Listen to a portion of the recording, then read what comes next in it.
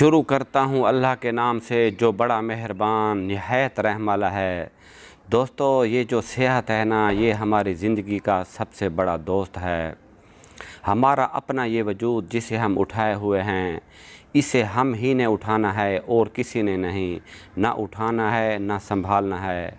खुदा न खास्ता, अल्लाह ना करे, कोई बीमारी या मोहताजी आ जाए तो पूरी फैमिली, सारा ख़ानदान आजमाइश में आ जाता है। बीवी शोहर से उकता जाती है, शोहर बीवी से उकता जाता है, औलाद अपने माँ बाप से उकता जाती है।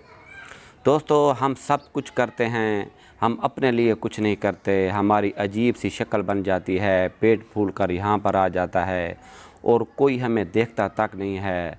दोस्तों, 24 घंटों में से 1 घंटा या 45 मिनट अपने आप को, अपने इस जिस्म को दीजिए। एक्सरसाइज, वर्जिश, वॉक कीजिए, पसीना बहाएं। यकीन कीजिए, अगर आप डिप्रेशन का शिकार हैं या आपको कोई और परेशानी है तो वो डिवाइड हो जाएगी। आप अपने आप को अच्छा महसूस करने लगेंगे।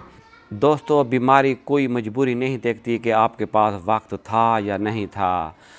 दोस्तों, याद रखिए, पसीना बहाए बग़ैर ना ही आपको दौलत मिलेगी और ना ही आपको सेहत मिलेगी।